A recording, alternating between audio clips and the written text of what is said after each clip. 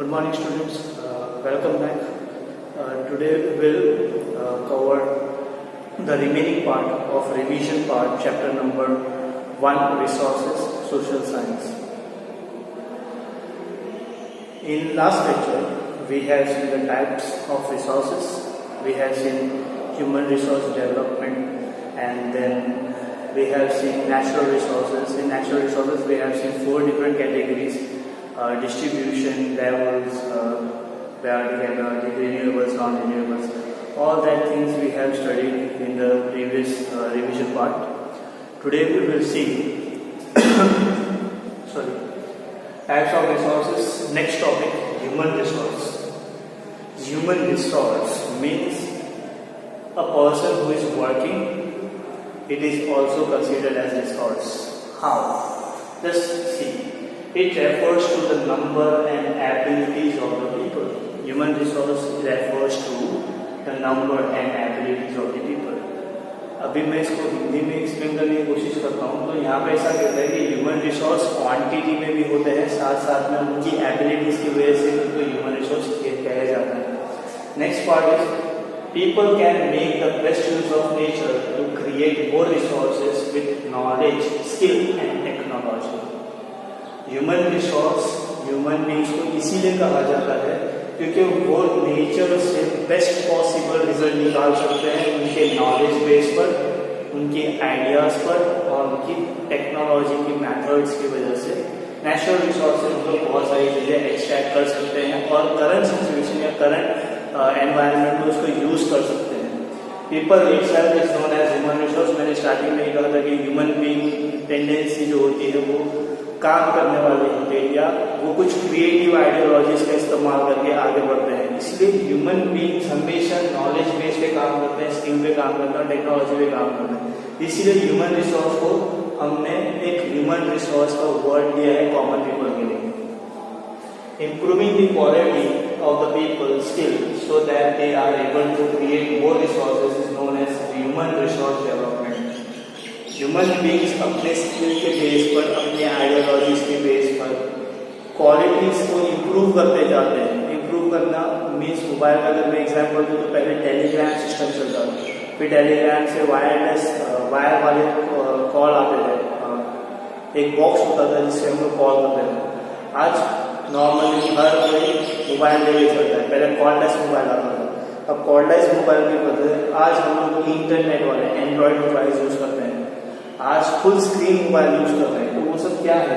Quality improve by the scale.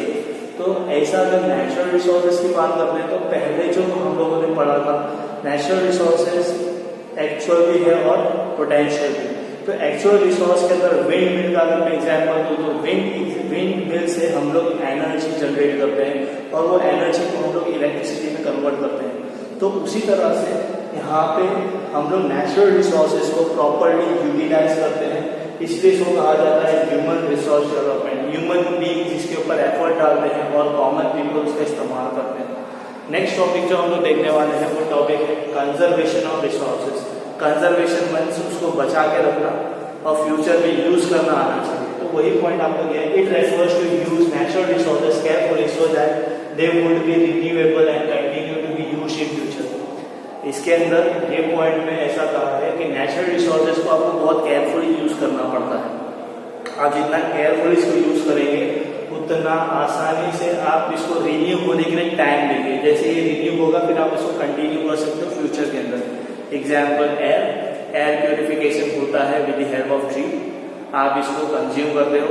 Water भी renew होता है, वाटर को भी आप कंज्यूम करते हो. तो ये एग्जाम्पल आप ले सकते हो कंजर्वेशन के लिए. कंजर्वेशन का मतलब ये होता है कि आपको स्पेस देना है पर्टिकुलर नेचर को कि वो वापस से रीजनरेट हो सके या रीप्योरीफाई हो सके, तो फिर आप उसको यूज कर पाओगे. अब आता है सस्टेनेबल डेवलपमेंट. इसके रिलेटेड क्वेश्चन भी होता है व्हाट इज सस्टेनेबल डेवलपमेंट. तो sustainable development means it refers to carefully utilise resources balancing the need to use the resources and also conserve them from the future for the future generation. Sustainable development का मतलब ये होता है कि आपको normally balance बना के रखना है. नेचुरल रिसोर्सेज को प्रॉपर्ली यूटिलाइज करना है जहाँ पे उसकी जरूरत है. साथ साथ में आपको बचा के भी रखना है, इसलिए बचा के रखना है कि वो फ्यूचर के अंदर आगे काम आए। Petroleum is the best example.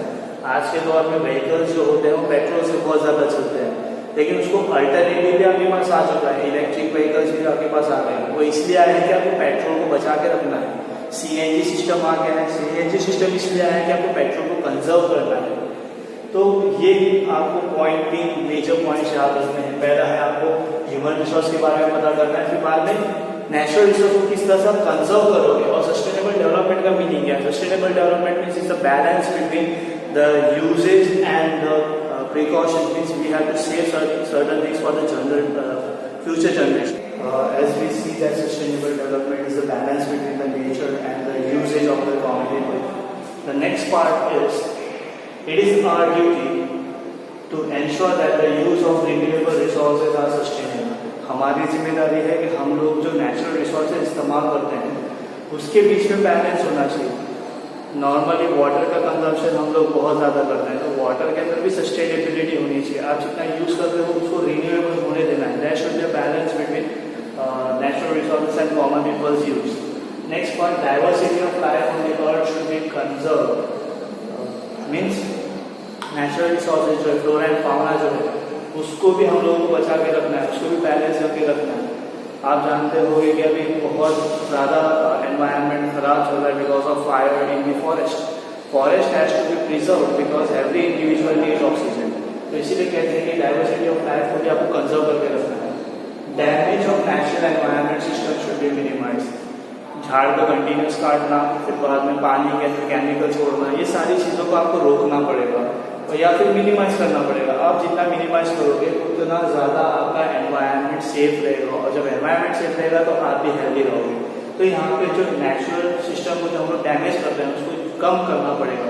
Global warming को कम करने के लिए आपको ट्रीज बार बार लगाते रहने पड़ेंगे।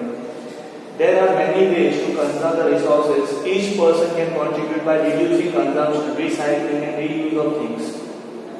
अब ये सस्टेनेबल डेवलपमेंट की बात है, जो नेचुरल का जो एनवायरनमेंट है, नेचर को जो हम लोग कंजर्व करके रख सकते हैं, तो नेचर को बचाने के लिए आप क्या कर सकते हो?